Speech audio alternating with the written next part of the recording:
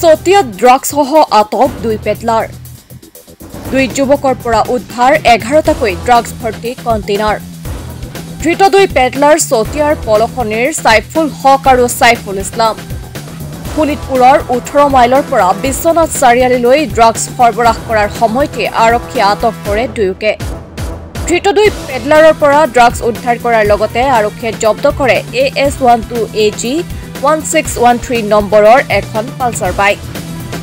অসম আৰক্ষী বা আমাৰ প্ৰশাসন বিভাগে যেনে ধৰণৰ পদক্ষেপ ললে ড্ৰাগছৰ বিৰুদ্ধে এইটো নিশ্চয় প্ৰশংসনীয় আজি ঠিক দিনৰ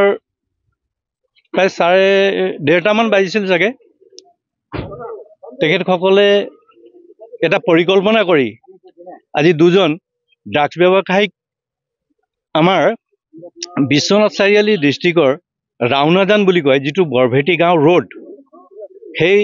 ৰোডত তেখেতসকলক ধৰিলে আজি আমি আচৰিত হৈছো যে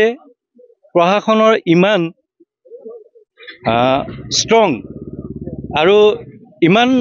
ডাঙৰ পদক্ষেপ লোৱাৰ পিছতো তেখেতসকলে ঘূৰি আছে গাঁৱে ভূঞে আজি দুজনক গ্ৰেপ্তাৰ কৰিছে সিহঁতে যদি এনেকে ঘূৰি থাকে বা এনেকে সিহঁতৰ হেৰিয়াত ড্ৰাগছ বিয়পাই থাকে আমাৰ যুৱ প্ৰজন্মটো শেষ হৈ যায় লগতে উঠি অহা যুৱক যুৱতীসকলৰ ভিতৰত এই ড্ৰাগছৰ যেটো নিচা সেইটো সম্পূৰ্ণকৈ সোমাই যায় এই বিশ্বনাথ আৰক্ষীৰ বিশেষ এটা শাখাই এক অভিযান চলাই আমাৰ অঞ্চলত ড্ৰাগৰ সন্ত্ৰাস চলাই থকা দুজন যুৱকক আটক কৰিবলৈ সক্ষম হৈছে আমি ধন্যবাদ জনাইছো আৰক্ষী বিভাগক আমাৰ গাঁৱৰ যুৱকসকলক ইহঁতে যেনেকে বিপথে পৰিচালিত কৰি আছিল আমাৰ অঞ্চলত ড্ৰাগছৰ যি সৰবৰাহ চলাই আছিল তেওঁলোকক আজি আৰক্ষীৰ দলে যেনে ধৰণে আটক কৰিলে